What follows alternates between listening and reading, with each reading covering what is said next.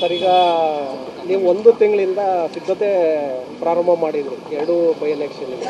ಆದರೆ ನಿಮಗಿನ್ನ ಫಸ್ಟೇ BJP ಅವರು ಟಿಕೆಟ್ ಘೋಷಣೆ ಮಾಡಿದ್ರು. ಯಾಕೆ ಸರ್ ಇದು? ಅಲ್ಲಿ BJP ಡಿಮ್ಯಾಂಡ್ ಕಡಿಮೆ ಇದೆ, ನಮ್ಮಲ್ಲಿ ಜಾಸ್ತಿ ಅಭ್ಯರ್ಥಿಗಳು ಕೇಳೋರು ಜಾಸ್ತಿ ಇರ್ತಾರೆ. ಈಗಾಗಲೇ ನಾವು ನಿರಂತರವಾಗಿ ನಮ್ಮ ಚುನಾವಣೆಗೆ ಏನು ತಯಾರಿ ಮಾಡೋಕ್ಕೆಲ್ಲ ನಾವು ಮಾಡ್ಕೊಂಡಿದ್ದೀವಿ. ನಮ್ಮ ಗೆಲ್ತೀವಿ ಅಂತ ವಿಶ್ವಾಸ ಇದೆ 2 ಕ್ಷೇತ್ರಗಳಲ್ಲಿ. ಇವತ್ತು ಸನ್ಮಾನ್ಯ ಸುರ್ಜೇವಾಲ ಅವರು ಒಂದು ಮೀಟಿಂಗ್ ಕರೆದಿದ್ದಾರೆ. ಯಾಕಂದರೆ ದಾವಣಗೆರೆಗೆ ನನಗೆ ಪ್ಯಾನಲ್ ಹಾಕಿದ್ರು ಸೆಲೆಕ್ಷನ್ ಕಮಿಟಿ, ಮತ್ತು ಬಾಗಲಕೋಟೆ ಕೂಡ ಇವು ಚರ್ಚೆ ಆಗುತ್ತೆ. ಬಹುಶಃ ನಾಳೆ ಅಥವಾ ನಾಳೆ ಅದನ್ನು ಅನೌನ್ಸ್ ಮಾಡುತ್ತೆ.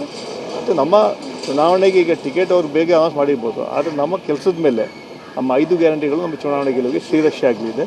ನಮಗೆ ವಿಶ್ವಾಸ ಇದೆ 2 ಕ್ಷೇತ್ರಗಳಲ್ಲಿ ನಾವು ಒಳ ಲೀಡಲ್ಲಿ ಗೆಲ್ತೀವಿ ಅಂತ ಹೇಳಲು ಬಯಸ್ತಾ ಇದ್ದೀವಿ. ದಾವಣಗೆರೆಯಲ್ಲಿ ಅಲ್ಪಸಂಖ್ಯಾತ ಸಮುದಾಯ ಎಷ್ಟು ಮತ ಇದೆ, ನಮಗೆ ಟಿಕೆಟ್ ಕೊಡಬೇಕು ಅನ್ನೋ ಡಿಮ್ಯಾಂಡ್ ಜೋರಾಗಿದೆಯಲ್ಲ, ಅಲ್ಲಿ ಚರ್ಚೆ ನಡೀತಾ ಇದೆ. ಅದಕ್ಕೋಸ್ಕರ ಇವತ್ತು ಮೀಟಿಂಗ್ ಕರೆದಿದ್ದಾರೆ.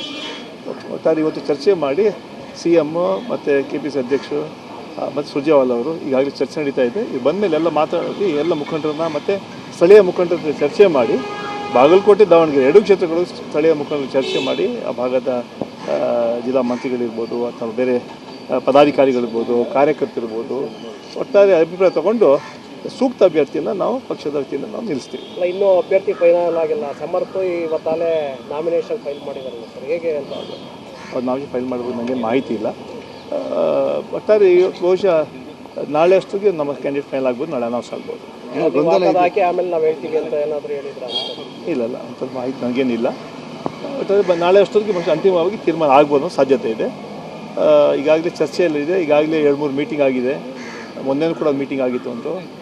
ಅದು ಕೂಡ ನಿರಂತರವಾಗಿ ನಮ್ಮೊಂದು ಟೀಮ್ ಕೂಡ ಅಲ್ಲಿ ದಾವಣಗೆರೆಗೆ ಹೋಗಿದ್ದರು.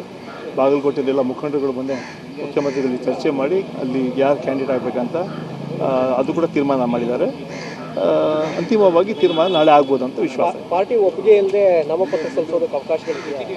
ಇಲ್ಲ, ಅದ್ರ ಬಗ್ಗೆ ನಾನು ಫೈಲ್ ಮಾಡಿದ ಬಗ್ಗೆ ನನಗೆ ಅಂತ ಮಾಹಿತಿ ಇಲ್ಲ, ತಿಳ್ಕೊಂಡು ಹೇಳ್ತೀನಿ. ವಿಚಾರವಾಗಿ ಗೊಂದಲ ಇದೆ ಅಂತ ಸರ್ ಪಕ್ಷದಲ್ಲಿ? ಯಾವ ಗೊಂದಲ ಇಲ್ದೇನೆ ಹೋಗಿ ಮಿನಿಸ್ಟ್ರು ನಮ್ಮಲ್ಲಿ ಯಾವ ಗೊಂದಲ ಇಲ್ಲ. ನಮ್ಮಲ್ಲಿ ಈಗಾಗಲೇ ನಮಗೆ ಸಾಕಷ್ಟು ಜನ ಟಿಕೆಟ್ ಕೇಳೋರಿದ್ದಾರೆ. ಬಾಗಲಕೋಟೆಯಲ್ಲಿ ಜನ ಇದ್ದಾರೆ, ಜಾಸ್ತಿ ಕೇಳ್ತಾರೆ. ಇಲ್ಲಿ ನಮ್ಮ ದಾವಣಗೆರೆ ಕೂಡ ಸಾಕಷ್ಟು ಅಭ್ಯರ್ಥಿಗಳಿದ್ದಾರೆ. ಅದರಿಂದ ಎಲ್ಲರ ಹತ್ರ ಮಾತಾಡಿ ಚರ್ಚೆ ಮಾಡಿ ನಮ್ಮಲ್ಲಿ ಡೆಮಾಕ್ರಸಿ ಇದೆ ಎಲ್ಲ. ಯಾಕಂದರೆ ಅಲ್ಲಿ ಅಂದರೆ ಹಿಟ್ಲರ್ ವಾದ ಇದೆ. ನೇರವಾಗಿ ಅಲ್ಲಿ ಯಾವ ಚರ್ಚೆನ ಮಾಡಿ ಡೆಲ್ಲಿಯಿಂದ ಕಳಿಸ್ಬಿಟ್ರು. ಆದರೆ ನಮ್ಮಲ್ಲಿ ಚರ್ಚೆ ನಡೀತಾ ಇದೆ. ಎಲ್ಲರೂ ಒಮ್ಮತದಿಂದ ಮಾತಾಡಿಕೊಂಡು ತೀರ್ಮಾನ ಮಾಡ್ತೀವಿ. 2 ಪಕ್ಷ ವೀಕ್ ಇದೆಯಾ ಸರ್ ನಿಮ್ಮಲ್ಲಿ?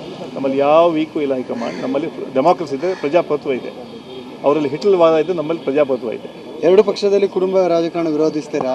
ಸೊ ಈಗ ಮತ್ತೆ ಕುಟುಂಬ ರಾಜಕಾರಣಕ್ಕೆ ವೇದಿಕೆ ಸಿದ್ಧವಾಗಿದೆ. ಪಕ್ಷದ ಕಾರ್ಯಕರ್ತರ ಮುಖಂಡರ ಏನು ಒಮ್ಮತದ ನಿರ್ಧಾರ ನಮ್ಮ ಪಕ್ಷದ ನಿರ್ಧಾರ.